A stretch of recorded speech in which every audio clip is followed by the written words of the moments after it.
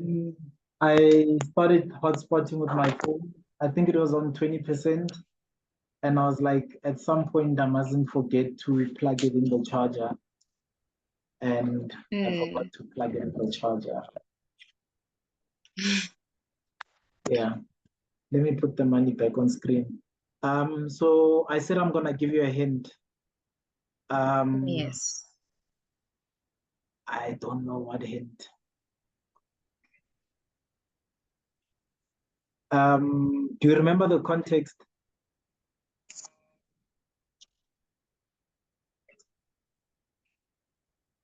We were talking about how if the salary increases and then I decide to be the ignorant person who does not increase the contributions to the retirement.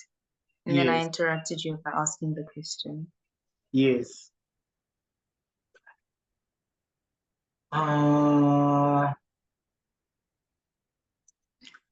okay, I've lost it, but I'm just also going through my head. How would I advise you maximize this scenario? Let me just take this photo quickly. Shopping. Sure, oh, I phone it to me the 2 minutes. Yeah, will I get sharp? O tlo nkry-a ka meeting.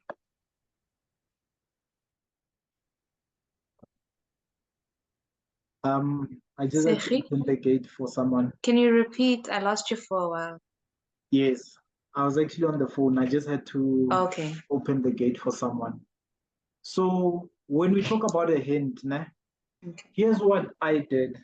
And this is why I say I'm jealous, because I literally was in this hypothetical scenario where I was on 100,000 rand, probably not at 23, more at I think 24, 25. I was on 100,000 rand comfortably. Nah. And for me, the hint Mm-hmm. is right early on when your salary is still low and you're learning to live within it. That's where you learn to maximize your retirement contribution. So your 27.5%, right? You can do it either through your Yeah. company. I know our company used to cap it at 15%, and then the other 12.5% I used to get from Outvest. Nah. And Yeah. yeah, essentially it was that, right? When your salary is still 10,000 Rand, you can't afford to give away 2,700 towards retirement and then only live off 7.3 thousand, right? But Yeah. to the extent that you can, or to the extent that you can get close to it, you just gonna learn a standard of life that adjusts from there. So every time your salary goes up, and so let's say your salary goes up to 15,000, right? 27 and a half Yeah. percent of that, um, 4,250. That still leaves you with 11,750 to live off, right? Your peers that at 10,000 Rand said to themselves that I can't start saving for investment, or I can't start putting away money for retirement. I'm still too young and 10,000 Rand is too little money.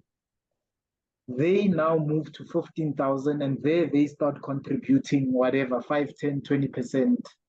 You suffered at 10,000 and 7.3 net. O ka nna tsena. Ke tsena. Go fetsa sekgala. Sure. You essentially suffered at 10,000 Rand and 7.3 net, right? But when it goes to Yeah. 15,000 and now 27.5% of that is 4,250, you now on 11,750. So you got an increase from the 10,000 that they were on, and you got an increase from the 7.3 that they were on. So you having learned how to live on 7.3, essentially now, the more your salary keeps increasing, the more you will just be getting easier and life will be getting easier and easier. And the hardest time to learn that was here at the beginning. Wabo. Compared to someone who says, I will start when I've managed to whatever, earn 30,000 Rand a month. It can take you 5 years to get to a salary of 30,000 Rand a month. And by then, your lifestyle, your habits, you name it, are not going to allow you to save 27.5% of 30,000 Rand, which is close to 9,000 Rand. I can tell you now, there's almost no one that earns 30,000 Rand and takes 9,000 Rand and saves it.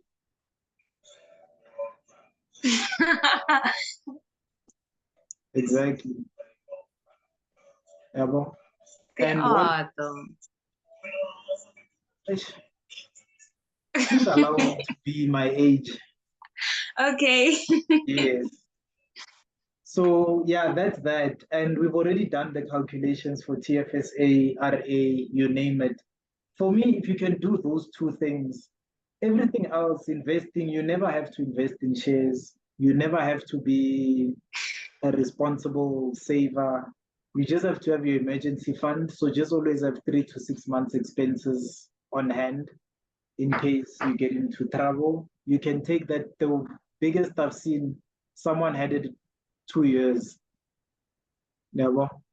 And yeah, it's a cash drag because you're sitting on 2 years worth of expenses in cash. But he blatantly said that I don't care. The freedom it affords me is not worth me wondering if it's 3 months or 6 months. I'm so free that the the 2 years doesn't bother me. Ever. So yeah. I support your idea of maximize. Actually, I wish I had come up with that myself. Maximizing your TFSA, and then if you have savings left over, put them into your retirement annuity, and do that at least if you can keep that going for the next 2 to 5 years. That for me already this is an achievement. You have no idea how much it means to me to have a client sit in front of me that has options in life. You know, it makes the conversation flow. It makes me be able to be an accountant, to be a planner, an advisor, you name it, right? But if literally you say that you want to do it again this year and again next year, you just build in the level of your robustness. Because remember, each year that you do this, the 64,000 Rand becomes a smaller and smaller percentage of your total income. Yeah, and as I say, then you genuinely just compound your income. And then at that point, your uncles, your aunts, whoever can come and say, buy property, it's the best investment. When I buying a car, when I buying this, when I buying that. And you know that you can do all those bad financial decisions from my perspective, from a solid financial base that is compounding in the background. And for people that think it's not a bad financial decision, I have a video that analyzes assets, liabilities, and investments. I'm not gonna rehearse that to you. You know it. Yeah. Yeah. So that's that. You thought you can do better with your money? I'm promising you 17 million minimum at your mom's age. Cash. Okay. Thank you very much. And cute nephews and nieces that are gonna play around you. Yes, please. I'm waiting. I'm ready to be a rich aunt in a few years' time. Not ready to be a rich dad, to be a poor dad. But it's that finance does get more rewarding than this, but as I showed you, I'm gonna change the pension fund to 15%, nah, and say calculate. This is now the upper side of what it can be. It's another 42 million. So if you add this 42 million to the 42 million, yeah, the what was that one? Tax-free savings. Of the tax-free. Yeah, you're sitting on 84 million. Now we're looking at best case scenario. So you're looking at between 17 million and 84 million. And this is for putting away, where's that? This is for putting away, do you see the deposits themselves are only 2 million and the interest is 40 million. So that's for putting away 2 million over your life and putting away 500,000 in the case of the tax-free savings over 12 years. That's why lump sums at the beginning are so important. Yeah, the other thing that happens is, because this is where I want to show you where finance gets very compounding and very mind-boggling for me, right? So all I changed here was the interest rate. I didn't change your savings. So what can make you have a 15% return in your equities? Well, simple thing, the right political party wins an election and decides to make the country safer and start being productive. Just those two basic things, you start looking at a compounding return of 12 to 15%, literally just by that happening. I'm not saying reinvent the wheel. I'm not saying invest in Bitcoin, whatever. I'm saying literally just put 64,000 Rand every year in your pension. Government does what government is supposed to do, and you've got 42 million. Another thing that can happen is we say there's an annual deposit increase of 1%. So this year you put in 64,000, next year you put in 64,640, because that's 1% of 64,000.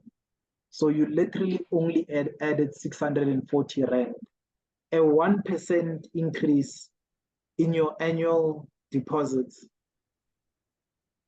will now put your total amount on 45 million. So that's an extra 3 million in returns, which was an extra 300,000 in deposits. Typically what they will do to your salary is they will say annual increase, deposit increase of 10% up until where you say, please stop increasing it, right? So I'm gonna limit this to 10 years where you're increasing it by 10% and say calculate, nah. It takes you to 2.7 million, then that's fine. Then I say the initial investment, because we're now 10 years down the line. So 2117, I'll just say 0 for laziness. And then I say you stop increasing.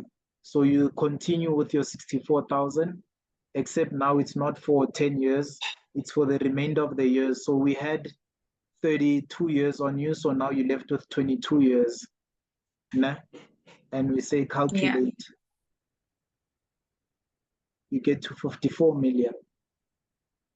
And this is just on your, on either one for that matter. Do you see how crazy the numbers start getting? It starts feeling as if I'm selling you a pyramid scheme, and it's literally on an interest rate of no more than 15%, and it's literally on deposits of no more than 64,000. I've never played with the deposit amount. I've never played with it. I've just played with the interest rate. We have a good year versus we have a bad year.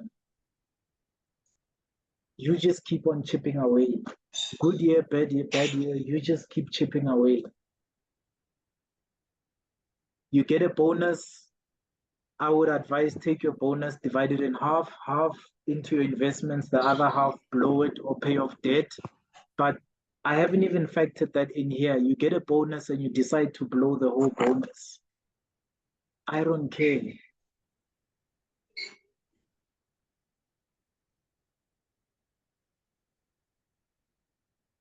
Here's the other painful part with the remaining 7 minutes, right? You will see that when you get to Sanlam, they will ask you, do you want a conservative, balanced, or aggressive portfolio? I can almost bet you in the background, they are just aggressive. And you saying you want a conservative, balanced, aggressive portfolio is you saying when they have made a 15% return, they must only give you 8 million because if you had invested conservatively, you were going to get 8% per annum. And then they pocket the remaining 46 million. And you will not be the wiser because nobody has ever told you that you actually had made 55 million for your pension fund.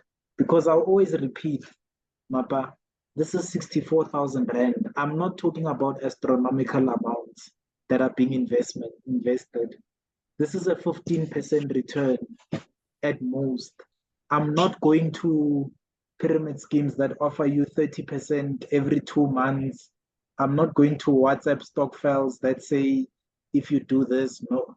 I'm saying to you, I'm never going to offer you more than 15%. And you know 15% is doable because when African Bank, Standard Bank, and them want to promote their products, they offer up to 11% interest rates. Sometimes they even try and touch 13% because that is still within the universe of doable returns.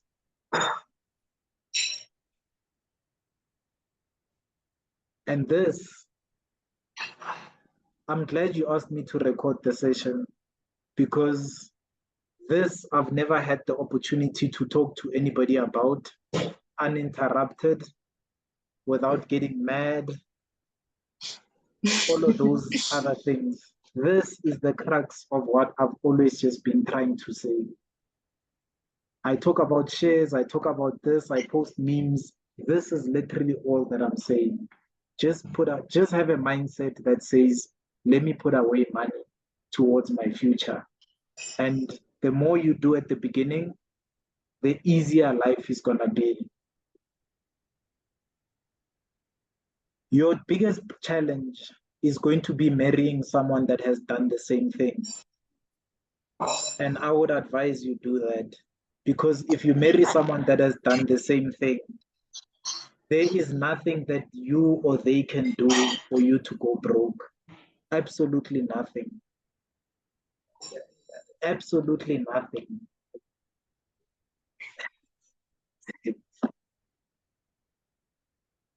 Literally, if you marry a like-minded person,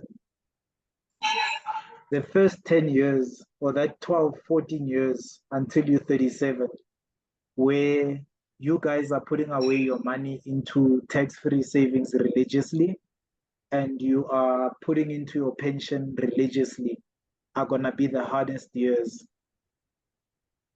I'm 31. I'm 6 years away from being done with my initial until you're 37. And I'm telling you now, I don't feel like I've lost out on anything in life for having lived a more frugal life than my peers.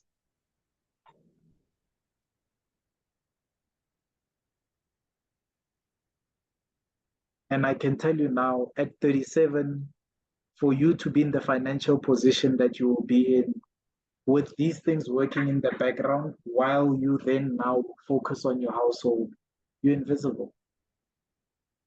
You are completely invisible.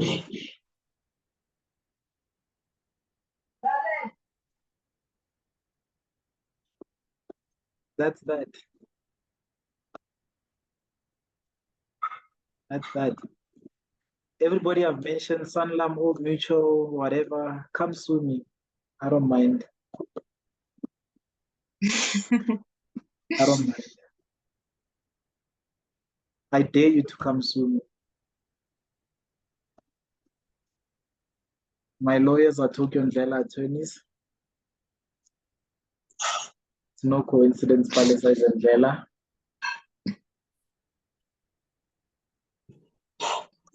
Come sue us. I dare you. One person in your firm, say we're wrong. And outvest on 10x free advertising. Mm. And that's that. For me, I take Mapa, done. Thank you very much. Take. Now Mpo, Motel, Ponzo, and them left. I say they're my responsibility, but wink, wink, hint, hint, they're your responsibility. Or I don't even know. When? Whatever. But this is it.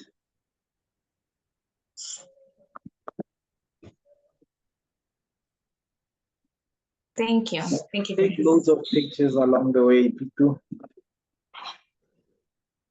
We've only seen miserable Pictures. examples of rich people. Please take nice pictures along the way. Okay. All right. Sharpen. Thank you. Bye. Bye. Greet my aunt. Okay, I will. Sharp.